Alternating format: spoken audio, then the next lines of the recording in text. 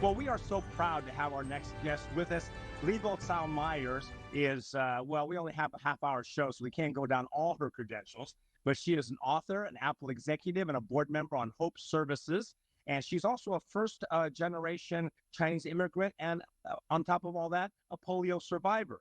And it's a good thing that she's an author because she'll be able to cover all this territory in her new memoir called Limp Forward, a memoir of disability, perseverance, and success. So first of all, Libo, thank you very much for joining us today. Thank you. I'm honored to be on.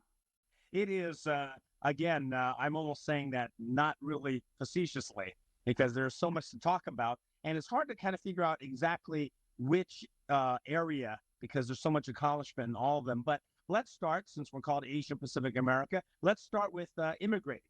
And because to me, when I read your story, your immigration and your polio are sort of kind of connected in that you were diagnosed with polio at 11 months old, and then you grew up with that and then came to America, I think in your 20s, was it? Yes, I was Yes. 24. Interesting. So, first of all, what was childhood like? What was childhood like growing up with polio? And then what was the transition in terms of coming to America like for you? Oh, thank you. So growing up, lots of surgeries, and that's what I remember. If I'm not in surgery, I would spend time in the village with the other kids. And there were a lot of fond memories. And I grew up with really love and support with all my family.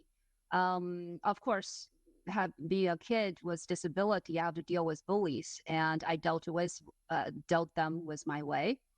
And after growing up, I think you have to deal with disability in a more subtle way because you have less physical um, bullies, and a lot of people would use their words to hurt you. I came to the States when I was 24 to pursue my degree in computer science because I was really passionate about this degree. But unfortunately, I only can pick chemistry as my major when I was in China. And one thing led to another. After I graduated from the grad school here, I came to this country when I was 24 in year 2000. And within 3.5 years, I finished all my PhD and my computer science. And I got a job in Silicon Valley in early 2004. And then I've been staying ever since. It's very nice the way that you kind of capsulize it all. It sounds so simple, but in fact, it's quite a complex journey. Can I take you back, though, to growing up and talking about the bullies and things like that? Where did you find the internal strength? Was it the family support and love, as well as what other type of sort of internal strength did you find to be able to withstand all the challenges that you faced at that time? And was your sort of, innate intelligence that enabled you to go into these other fields, was that something that you kind of were conscious of as a young person that maybe also you were able to draw strength from? I think when I was before 8 years old, it was very simple. It's just that I won't let people bully me around. And I got to stand up myself because most of the time my parents were not with me. They had to travel, so I had to live with relatives. And I don't know if I was born with it or something. I just knew that I have to deal with this myself. And I got to really back. And, uh, and after I fight back, people back off. And I think I don't think there's anything sophisticated. It's just a kid trying to stand up for herself.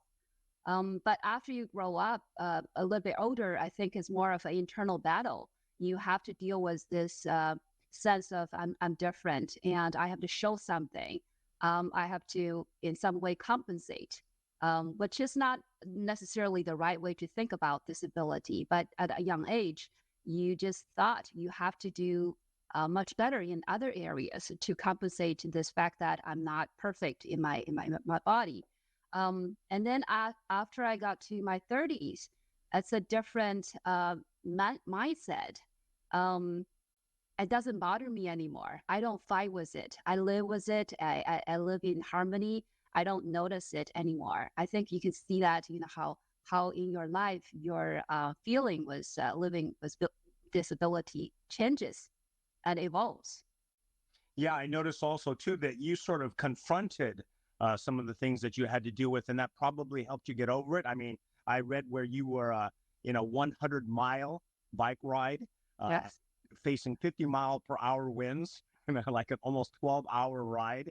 Uh, were you doing those things to kind of physically challenge yourself in order to overcome it, or was there also something mental that you were overcoming by doing those kind of activities? I think both.